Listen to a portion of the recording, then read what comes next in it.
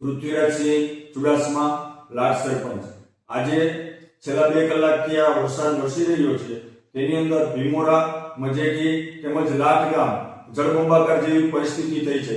2 કલાકમાં 7 ઇંચ જેટલો વરસાદ પડી ગયો છે અને આ વરસાદ પડવાથી ખેડૂતોમાં તો ખુશખુશાલ જોવા મળે છે, પણ એકંદરે તમામ ગ્રામજનો એટલે કે મજેટી, લાઠ અને ભીમોરા ગામ ના લોકો એક ખૂબ દુઃખ વેઠી રહ્યા છે, કારણ કે સમઢિયાળાથી ભીમોરા સુધીનો 0 થી 17 કિલોમીટરનો જે રોડ આવેલો છે, તે રોડની અંદર બ્રિજના કામ ચાલુ હોવાથી ત્યાં બધા ડાયવર્ઝનો કરવામાં આવ્યા હતા।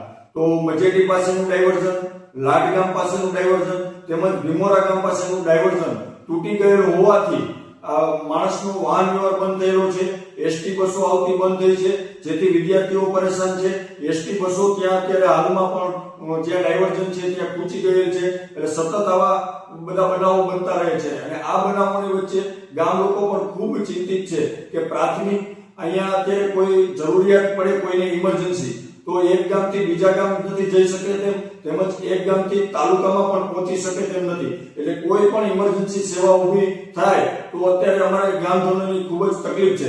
એટલે મારે સરકારશ્રીને એટલું કહેવાનું છે કે એક તો ઇમરજન્સી સેવાઓ માટે અહીંયા ઊભી કરવામાં આવે, તેમજ પ્રાથમિક જે આરોગ્યને લગતી કોઈ પણ હોય સુવિધા, તો આરોગ્ય માટે ટીમને અહીંયા તૈનાત કરવામાં આવે અને જ્યારે આવી પરિસ્થિતિ સર્જાય ત્યારે ખેત મજૂરોની પણ વાડીમાં પરિસ્થિતિ ખરાબ હોય છે, એનડીઆરએફ ટીમને અહીંયા સ્ટેન્ડ બાય કરવામાં આવે એવી મારી માંગણી છે।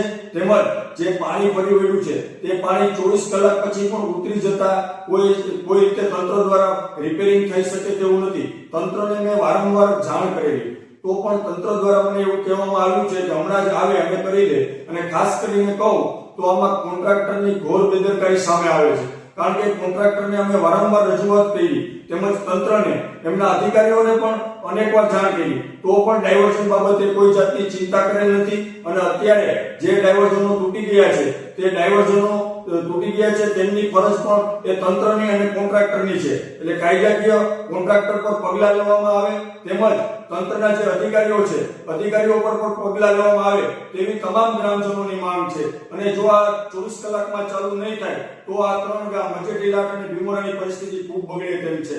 બસ એ જ વસ્તુ। વંદે માતરમ, ભારત માતા કી જય।